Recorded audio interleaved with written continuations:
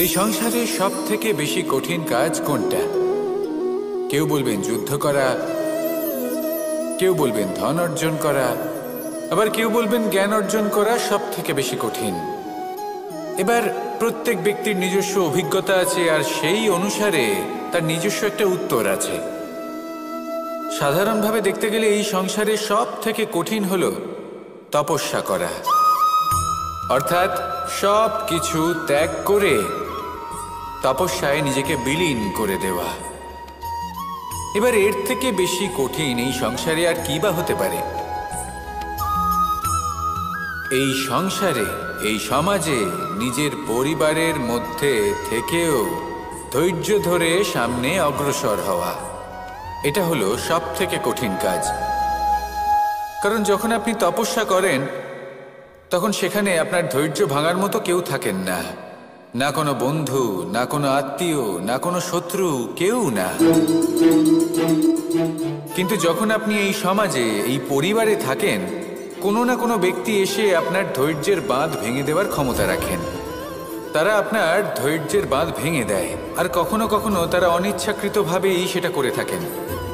কারণ তাদের মানসিকতা আপনার থেকে আলাদা, তাদের কর্ম আপনার থেকে আলাদা, তাদের দৃষ্টিভঙ্গি আপনার থেকে আলাদা, জীবন যাপন আপনার থেকে আলাদা।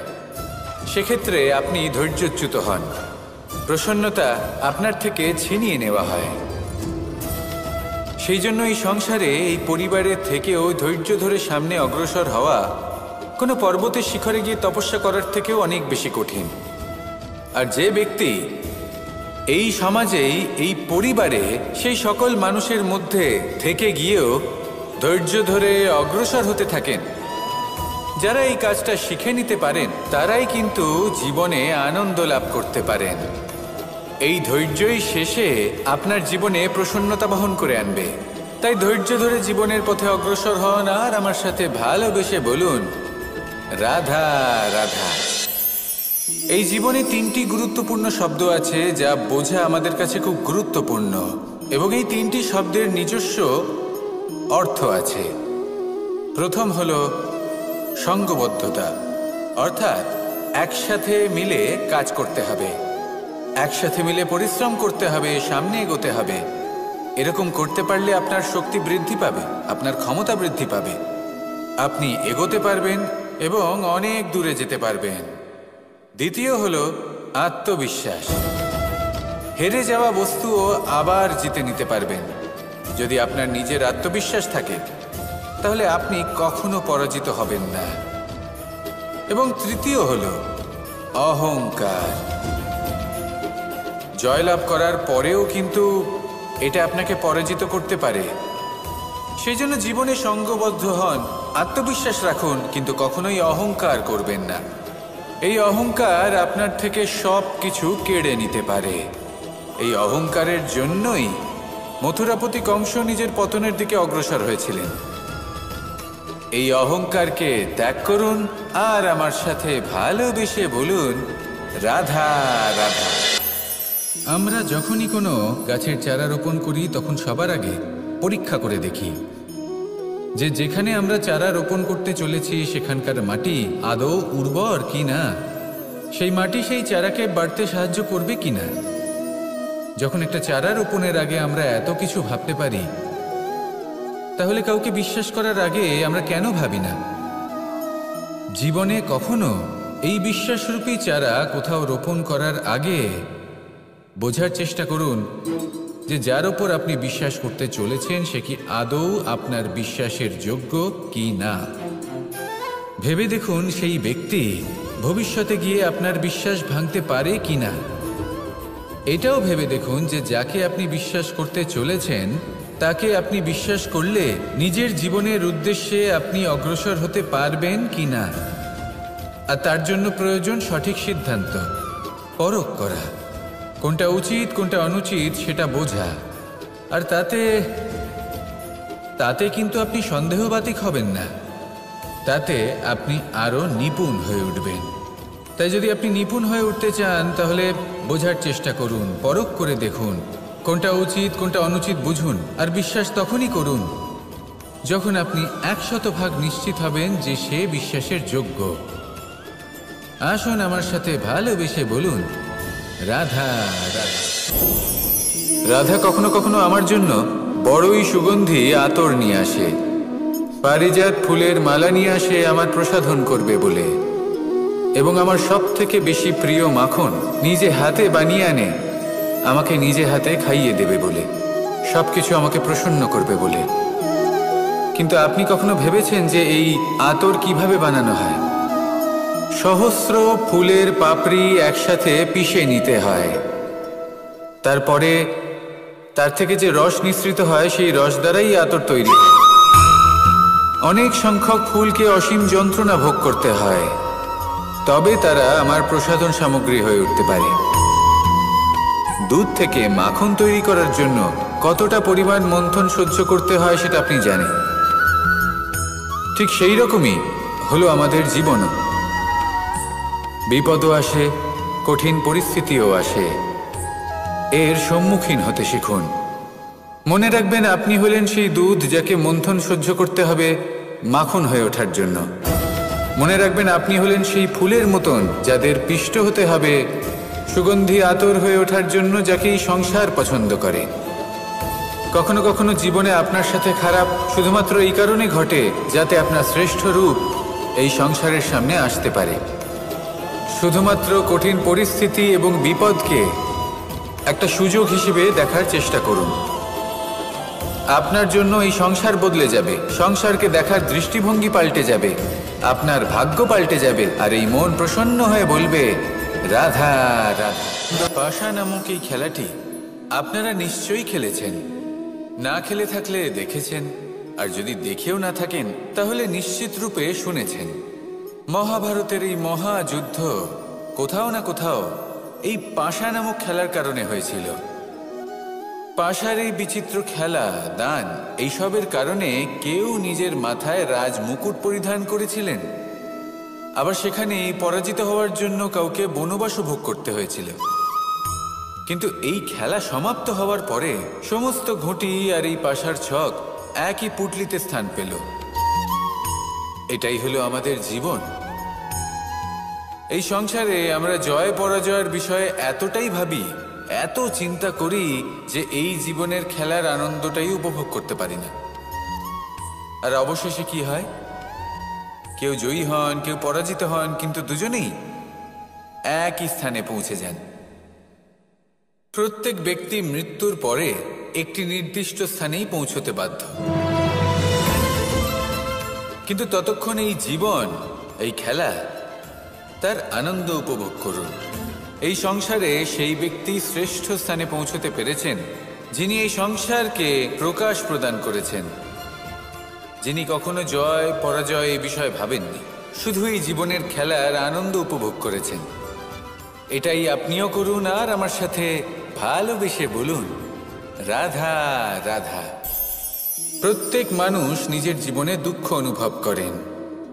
প্রত্যেকের দুঃখ আলাদা হতে পারে। কারোর মনে এই দুঃখ থাকে যে সে তার বাবা মায়ের সব ইচ্ছে পূরণ করতে পারেননি। কেউ এটা ভেবে দুঃখ পান যে সে চিরকাল সদাচার করেছেন, সৎকর্ম করেছেন, কিন্তু তাও তাকে দুরাচারী বলে মনে করা হয়। কেউ এটা ভেবেও দুঃখ পান যে তার সামনে যে ব্যক্তি রয়েছেন তার চোখে তিনি শত্রু হয়ে উঠেছেন বা দুষ্ট হয়ে উঠেছেন, যেখানে তিনি হয়তো কোনো অনুচিত কাজই করেননি। এবার এই সমস্ত বিষয় নিয়ে ভেবে নিজের ব্যক্তিত্ব নিয়ে সন্দেহ প্রকাশ করবেন না। যদি নিজের ব্যক্তিত্ব নিয়ে কোনো সন্দেহ থেকে থাকে তাহলে কর্ম সংক্রান্ত প্রশ্ন করুন যে আপনি যা করেছেন তাতে কি উচিত ছিল, কি অনুচিত ছিল। যেটা প্রয়োজন সেটা এটা বোঝার যে আপনার অন্তর্মন, আপনার বিবেক আপনাকে কি বলছে, আর আপনার অন্তর্মন আর আপনার বিবেক আপনাকে যেটা করতে বলবে শুধু সেটাই করুন। আর তারপরে এই সংসার কি বলবে, কি ভাববে সেসব নিয়ে ভাবতে যাবেন না, কারণ এই সংসার তো ঈশ্বরকেও প্রশ্ন করে থাকে, ঈশ্বরকেও দোষী মনে করে। কখনো কখনো যখন কোনো ঘটনা মানুষের ইচ্ছা অনুযায়ী ঘটে না, তখন মানুষ এটা বলে যে হে ঈশ্বর, আপনি আমার পাশে থাকলেন না, আপনি বড়ই কঠোর, এটা আপনার দোষ। যেখানে বেশিরভাগ সময় হয়তো সে নিজেই নিজের কর্মফল ভোগ করছে, আর কখনো কখনো ঈশ্বর হয়তো তার জন্য আরো ভালো কোনো পরিকল্পনা করে রেখেছেন, কিন্তু মানুষ সেটা বুঝতে পারে না। তাই দিনের শেষে যেটা প্রয়োজন সেটা হলো নিজের মনের কথা বুঝতে হবে। আপনার বিবেক কি বলছে শুধু সেটাই করুন আর সামনে এগোতে থাকুন। আমার সাথে ভালোবেসে বলুন, রাধা রাধা। পরিবর্তন, এটা হলো সৃষ্টির অমূল্য নিয়ম।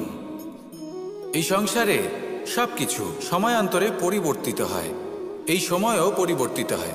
পরিবর্তন চিরকাল হয়ে এসেছে আর চিরকাল হতে থাকবে। কিন্তু এবার আমরা সেই পরিবর্তন কিভাবে লাভ করব যেটা আমাদের প্রয়োজন, যেটা আমরা চাই। আমরা জীবনে বিকাশ চাই। এই বিকাশ কিভাবে লাভ করতে পারি? এই প্রকৃতি কিন্তু আমাদের অত্যন্ত উত্তম উদাহরণ দিয়ে বুঝিয়েছে। একটি বিন্দুর উদাহরণ দিয়েছে যা ভবিষ্যতে একটা বিশাল নদীর আকার ধারণ করে। এটা কিভাবে হয়? মেঘ থেকে একটি বিন্দু ঝরে পড়ে সেই পর্বতের ওপর যেখানে হিম আছে। সেই হিমের সংস্পর্শে আসা মাত্র সেই বিন্দুর সাথে আরও বেশ কিছু বিন্দু যুক্ত হয়। তারপর তারা অগ্রসর হয়, আরও কিছু বিন্দু যুক্ত হয়, আস্তে আস্তে একটা ক্ষীণ ধারার রূপ ধারণ করে এবং সেটাই ভবিষ্যতে আরও এগোতে থাকে। অনেকটা যাওয়ার পর যখন অনেক সংখ্যক বিন্দু একসাথে যুক্ত হয় তখন সেটা বিশাল নদীর আকার ধারণ করে। এবার আমরা মানুষ বলে আমাদের সাথে এই নিয়মের অন্যথা হয় তা নয়। আমরাও এই প্রকৃতির অংশ, আমাদের ক্ষেত্রেও একই নিয়ম প্রযোজ্য। যখন পরিশ্রম করে অনেক সংখ্যক বিন্দু আমরা একত্রিত করব তখনই পরিবর্তনের নদী প্রবাহিত হবে। প্রয়োজন হলো নিরন্তর পরিশ্রম করা এবং ধৈর্য ধরা। এটা করতে থাকুন, জীবনে সব কিছু লাভ করতে পারবেন।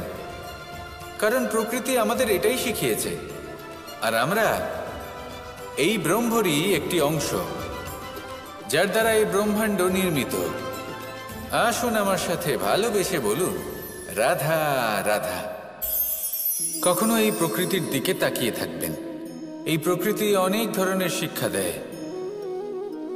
কোনো একটা গাছকে দেখুন কিভাবে সে মাটি থেকে জল শুষে নেয়।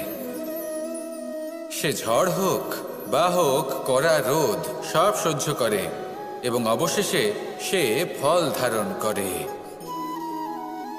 আর সেই ফল উৎপন্ন করার পরে সে ফল কিন্তু সে নিজে গ্রহণ করে না, এই সংসারকে প্রদান করে, যাতে পশু পাখি মানুষ তারা এই ফল গ্রহণ করে শক্তিশালী হয়ে উঠতে পারে, সুস্থ থাকতে পারে। সেভাবেই নদী, সরোবর এরা নিজেরাও কিন্তু নিজেদের জল গ্রহণ করে না, মাটিকে প্রদান করে, পশু পাখিকে প্রদান করে। সূর্য নিজেও নিজের জন্য প্রজ্বলিত হয় না, সে প্রকাশ ছড়িয়ে দিতে চায় আমাদের সবার কাছে, সে আলো পৌঁছে দিতে চায়। এই প্রত্যেকের কর্মে পরমার্থ নিহিত আছে, আর সেই জন্যই এদের সকলকে পুজো করা হয়। তাই মনে রাখবেন, আপনার কাছে জীবন যাপনের অতিরিক্ত যা কিছুই আছে তা পরমার্থের জন্য। তাহলে তার সদ্ব্যবহার করুন আর আমার সাথে ভালোবেসে বলুন, রাধা রাধা। আমরা প্রত্যেকেই অবশ্যই এমন সময় দেখেছি যখন অনেকগুলো সমস্যা একসাথে আমাদের জীবনে এসে পড়ে। সমস্যা আমাদের প্রত্যেকের জীবনেই থাকে। আমরা তার সমাধান খুঁজতে চেষ্টা করি, কখনো সমাধান খুঁজে পাই, আবার কখনো যতই চেষ্টা করি না কেন কোনো সমাধান খুঁজেই পাই না। আর যখন এটা হয় তখন মানুষ অত্যন্ত বিচলিত হয়ে পড়েন। নিজের আত্মীয় স্বজন, নিজের বন্ধু বা সংসার এদের ওপরে এই দোষ চাপিয়ে দেন যে এদের জন্যই এই সমস্যা এসেছে। এবার যদি আমি আপনাকে কোনো পরামর্শ দিই তাহলে এটাই বলবো যে দৃষ্টিভঙ্গি পাল্টে দেখুন। এই দৃষ্টিভঙ্গি দিয়ে দেখুন যে এই সংসারে যে সমস্যাই আসুক না কেন তার জন্য কেউ দোষী নয়, না আপনি না অন্য কেউ। এই পুরো খেলাটাই আপনার মানসিকতা, আপনার দৃষ্টিভঙ্গির, আপনার মনের। কিভাবে বোঝাচ্ছি? যখন আমাদের মন শক্ত থাকে তখন কঠিন থেকে কঠিনতর পরিস্থিতিও আমাদের জীবনে খুব বেশি হলে প্রতিস্পর্ধা হয়ে থেকে যায়। সেখানে যদি আমাদের মন দুর্বল থাকে, তখন অল্প কঠিন পরিস্থিতিও আমাদের কাছে খুব বড় সমস্যা হয়ে যায়, তাই না? একটা শক্ত মন কঠিন পরিস্থিতিকে প্রতিস্পর্ধা হিসেবে দেখে আর তার মধ্যে ওটা সুযোগ খুঁজে নেয়। আমাদের শুধু এটাই করতে হবে। এই সংসারে অন্য কাউকে দোষী মনে করলে আপনার সমস্যা দূর হয়ে যাবে না। সেই জন্য এই সংসারকে দোষ দেওয়ার বদলে এই সমস্যার মূলে চলে যান, সেটাকে বুঝুন, নিজের এই মনকে শক্ত করে তুলুন। যদি আপনার মন শক্তিশালী হয়, তাহলে এই সংসারে অনেক বড় বড় কঠিন থেকে কঠিনতর পরিস্থিতিও যদি আসে, আপনার জীবনে যতই বড় বড় সমস্যা আসুক না কেন, আপনার লক্ষ্য লাভে বাধা দিতে পারবে না। আসুন আমার সাথে ভালোবেসে বলুন, রাধা রাধা। আমরা সবাই পাথর দেখেছি, পর্বতও দেখেছি, শুকনো পাতাও দেখেছি, শ্যামল বনানীও দেখেছি। কখনো ভেবেছেন পাথরের অস্তিত্ব কিন্তু ততক্ষণ পর্যন্ত যতক্ষণ সে পর্বতের গায়ে আটকে থাকে। যখন সেই পর্বত থেকে সেই পাথর ভিন্ন হয়ে যায় ও নিজের অস্তিত্ব হারিয়ে ফেলে। আস্তে আস্তে কখনো পাথর কেটে বা কখনো পিষ্ট হয়ে সেই পাথর আস্তে আস্তে মাটিতে পরিণত হয় এবং পূর্ণরূপে নিজের অস্তিত্ব হারিয়ে ফেলে। এটাই পাতার সাথেও হয়। এই পাতা যতক্ষণ গাছের ডালের সাথে যুক্ত ততক্ষণ তার অস্তিত্ব থাকে। যখনই ডাল থেকে বিচ্ছিন্ন হয়, সেও নিজের অস্তিত্ব হারিয়ে ফেলে। আর এটাই আমাদের সাথেও হয়। যতক্ষণ আমরা নিজেদের আপনজনের সাথে যুক্ত থাকি, আমাদের অস্তিত্ব বজায় থাকে। যখন আপনজনদের সাথে সম্পর্ক ছিন্ন করি, তখন আমরাও আমাদের অস্তিত্ব হারিয়ে ফেলি। এবার এই সংসারের প্রত্যেক ব্যক্তি স্বতন্ত্র থাকতে চান, আর অনেক ব্যক্তি স্বতন্ত্র থাকবেন বলে আপনজনদের দূরে করে দেন আর তাদের সাথে এই সম্পর্ক ছিন্ন করেন। এটা কি সত্যি প্রয়োজন? আপনজনদের সাথে সম্পর্ক ছিন্ন করে নিজের অস্তিত্ব হারিয়ে ফেলা প্রয়োজনীয়, নাকি আপনজনদের সাথে সম্পর্ক বজায় রেখে নিজেদের স্বতন্ত্র করে রাখা সেটা আবশ্যক? নির্বাচন আপনারই। আসুন আমার সাথে ভালোবেসে বলুন, রাধা রাধা। আপনি কি কখনো নৌকা যাত্রা করেছেন? করে না থাকলেও নিশ্চয়ই দেখেছেন যে এই জল যা নিজের অন্তরে সব কিছু সমাহিত করে নিতে পারে, এই নৌকা সেই জলের ওপরেই ভেসে থাকে। নদীর স্রোত কাটিয়ে সে সামনে অগ্রসর হয়। কিন্তু যদি এই নৌকায় কোনো ছিদ্র হয়, তাহলে কিন্তু সেই নৌকা ডুবে যাবে। আর এতে কোনো তফাৎ হবে না যে সেই ছিদ্র ছোট নাকি বড়, নৌকা ডুবে যাবে। এই ছিদ্র হলো আমাদের জীবনে আমাদের অপগুণ, আমাদের দোষ, আমাদের বিকার। কখনো এটা ভাববেন না যে এই দোষ খুবই ছোট, এতে কিছুই যাবে আসবে না। না, সেই ছোট দোষ, সেই ছোট বিকার যদি সেটাকে শুধরে না নেন, তাহলে সেটা আপনাকে আপনার পতনের দিকে নিয়ে যাবে। শেষ পর্যন্ত এটা আপনার ওপর নির্ভরশীল যে আপনি কি চান। আপনার জীবনের এই নৌকা এভাবেই ডুবে যেতে দেখবেন, নাকি নিজেকে শুধরে নিয়ে সেই নৌকার সেই ছিদ্রটাকে ভরিয়ে তুলতে চাইবেন? নির্বাচন আপনার। আসুন আমার সাথে ভালোবেসে বলুন, রাধা রাধা। জল, জলই পৃথিবীতে বেঁচে থাকার জন্য আবশ্যক তো বটেই, কিন্তু এই জল আমাদের একটা অত্যন্ত গুরুত্বপূর্ণ শিক্ষা প্রদান করে। কখনো এই জলকে দেখেছেন?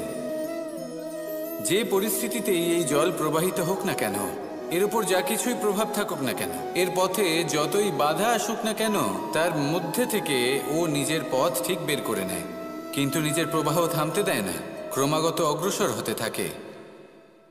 সেরকমই একটা শিক্ষা যেটা আমরা জল থেকে পেয়ে থাকি, তা হলো এটা: আমরা যখন জলের দিকে তাকাই, তখন আমরা নিজের প্রতিবিম্ব দেখি, স্পষ্টভাবে দেখতে পাই। কিন্তু তখনই দেখতে পাই যখন এই জল শান্ত থাকে, স্থির থাকে। যদি এই জল অশান্ত হয়ে থাকে, স্থির না হয়, তাহলে আমরা এতে নিজের প্রতিবিম্ব দেখতে পাই না। এটাই আমাদের মনের সাথেও হয়ে থাকে। যখনই জীবনে কোনো সংকট আসে, যদি আমরা শান্ত মনে, স্থির মনে সিদ্ধান্ত নিই, তাহলে সেটা এমন একটা শীতল সিদ্ধান্ত হবে যেটা আমাদের ভবিষ্যৎকে একটা শ্রেষ্ঠ স্থানে নিয়ে যাবে। যদি এই মন অশান্ত হয়, বিচলিত হয়, পীড়িত হয়, দুঃখিত হয়ে থাকে, রুষ্ট হয়ে থাকে, তাহলে অনেক সময় আমরা এমন সিদ্ধান্ত নিই যেটা আমাদের জন্য অনুচিত প্রমাণিত হয়। যখন আপনি ক্রুদ্ধ ছিলেন বা দুঃখের বশে ছিলেন, তখন অনেক সময় হয়তো এমন সিদ্ধান্ত নিয়েছেন যেটার জন্য ভবিষ্যতে আপনি অনুশোচনা করেছেন। এবার দেখুন, এই আবেগ